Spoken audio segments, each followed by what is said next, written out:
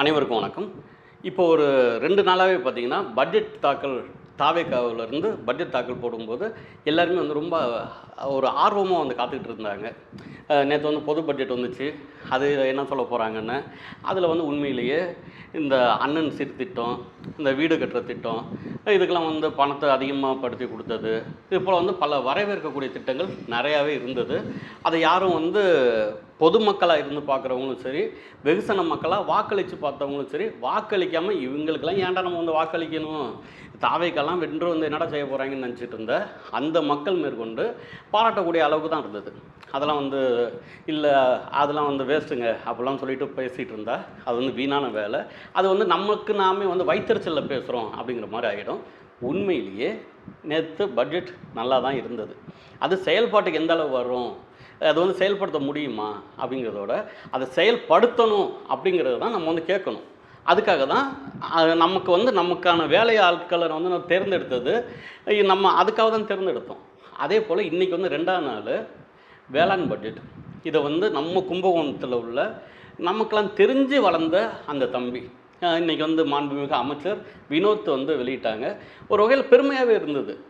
இப்போ நம்ம இத தானே எதிர்பார்த்தோம். ஒரு இளைஞர் வரணும், படிச்சவர் வரணும். அவர் வந்து இது போல ஒரு மாற்றங்கள உண்டு பண்றதுக்காக பேசணும். அப்படிங்கும்போது அவர் பேசினாரு. பட்ஜெட் தாக்கல் செய்தாரு. அதில வந்து நான் கேட்ட வரைக்குமே நெறைய பேர் என்ன சொல்றாங்க அப்படின்னு பார்த்தா, பெரிய குறைகள்லாம் சொல்லல. என்ன அதில வந்து ஒரு இதா வந்து மைனஸா வந்து இல்ல அது வந்து குறைகளா எதிர்பார்ப்பு வந்து நிறைவேறல அப்படின்னு அவங்க வந்து சொல்றாங்க அப்படின்னா, அந்த கடன் தள்ளுபடி அப்படிங்கிறத தான் வந்து முன்னாடி வைக்கிறாங்களே தவிர, அதே சமயத்தில இன்னைக்கு வந்து வேளாண்மை அந்த வேளாண் தொழில வந்து பெருக்கிறதுக்கும், அந்த இப்போ வந்து சிறுதானியத்துக்கு வந்து நிதி ஒதுக்கி இருக்கிறதுக்கு, அதேபோல நீர்நிலைகள் வந்து தூர்வாரத்துக்கு நிதி ஒதுக்குனது, அதேபோல வந்து தென்னை, பனை இதுகள வந்து உற்பத்தி பண்றத, அத காக்கிறதுக்காக வந்து அதிகமா வந்து நிதி ஒதுக்குனது, வாழைத்தாருக்கு வந்து செய்தது, இது போல வந்து பல திட்டங்கள் வந்து சிறுதானிய, குறுந்தானிய அந்த தானியங்களுக்கு வந்து நிதி ஒதுக்குனது. இது எல்லாத்தையுமே வந்து எல்லாருமே வந்து வரவேற்கிறாங்க.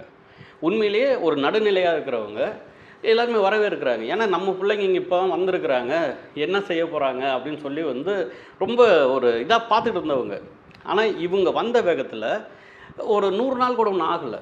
இன்னும் 100 நாள் ஆவுறதுக்கே ஒரு இன்னும் ஒரு கொஞ்சம் ஒரு 4, 5 நாள் இருக்கு. அதுக்கு முன்னாடியே இவர்கள் வந்து சரியான வேலைகள தான் வந்து செய்றாங்க.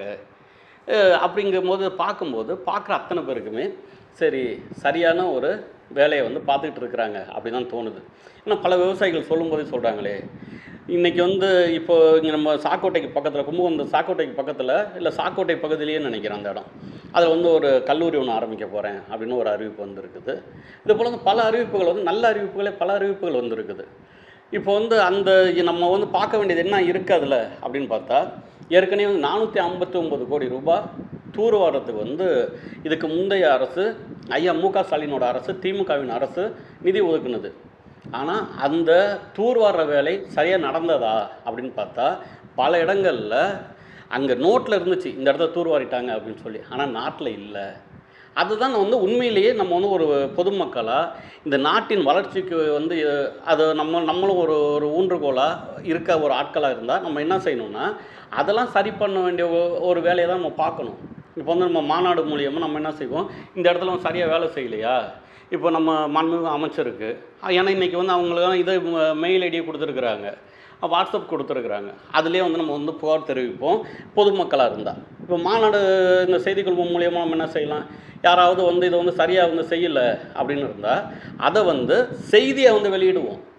அப்போ வந்து அவங்களுக்கு போய் சேரும். இப்போ நான் நேத்தும் சொன்னேன், இன்னைக்கும் சொல்றேன். நான் இப்போ சமீபத்தில பார்க்குறதில, சில அரசு அதிகாரிகள்லாம் வந்து இந்த தாவேக்கா அப்படிங்கிறத எதுக்காக வந்து சில ரொம்ப வந்து ஒரு மாறி இருக்காங்க அப்படின்னா, இவங்கள்ட்ட வந்து அதிகமா டிமிக்கி குடுக்க முடியல. அது வந்து நல்லாவே தெரியுது. அப்ப இந்த அரசு, இந்த தமிழக வெற்றி கழக அரசு, விஜயின் அரசு வந்து என்ன செய்யுதுன்னா, யாராவது ஒண்ணு சொல்றாங்கன்னா, அத வந்து காது குடுத்து வாங்குறாங்க. அத கேட்டு அத வந்து திருத்துறாங்க. இது வந்து பாராட்டப்படக்கூடிய ஒண்ணு. இல்ல, இல்ல நான் சொல்லிட்டேன். அதனால இப்படி தான் இருக்கணும் அப்படின்ற எண்ணத்துல அவங்க இல்ல. நான் பல தடவ பார்த்துட்டேன். அப்ப அதனால தான் வந்து நம்ம இதழிலேயே வந்து இப்போ நம்ம அதிகமான செய்திகள வந்து வெளியிடுறதுக்கு நமக்கே வந்து பிடிச்சிருக்குது.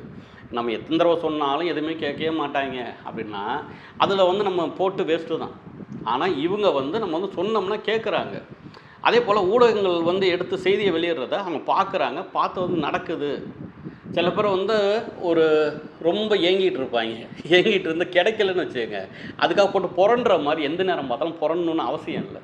நம்ம பிள்ளைங்க வந்திருக்கிறாங்க, செய்கிறாங்க. அதை வந்து இதை இப்படி இப்படி செய்யுங்க அப்படின்னு சொல்லி அவங்கள வந்து ஒரு நெறிப்படுத்தி கொண்டாடணும். சரியாக நம்ம கொண்டாந்துட்டு அடுத்த வந்து யார் யார் இருக்கீங்க, ஏன்னா இது வந்து மக்களுக்கு வந்து வேலை செய்ய வந்த இடம் தானே.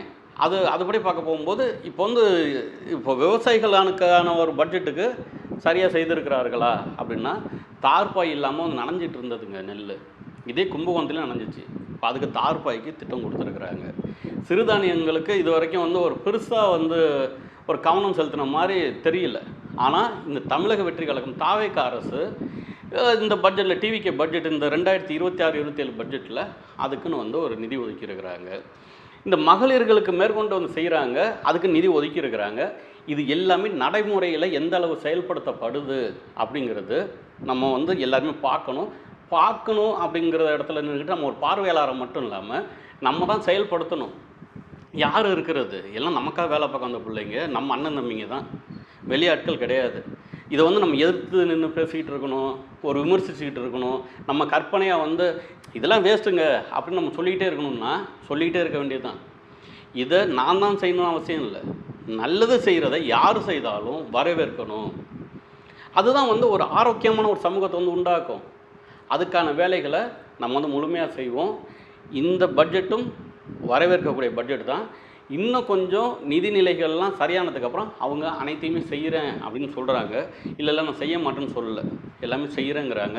அதே போல் இன்னொன்று, எனக்கு எல்லாம் தெரியும் நீ என்ன சொல்கிறது அப்படின்னுங்கிற அந்த ஒரு பேச்சு அவங்கள்ட்ட இல்லை. யார் எது சொன்னாலும் காது கொடுத்து வாங்கிக்கிறாங்க, கேட்டுக்கிறாங்க. அப்போ நம்ம இதுக்கான வேலைகளை சரியாக செய்வோம்.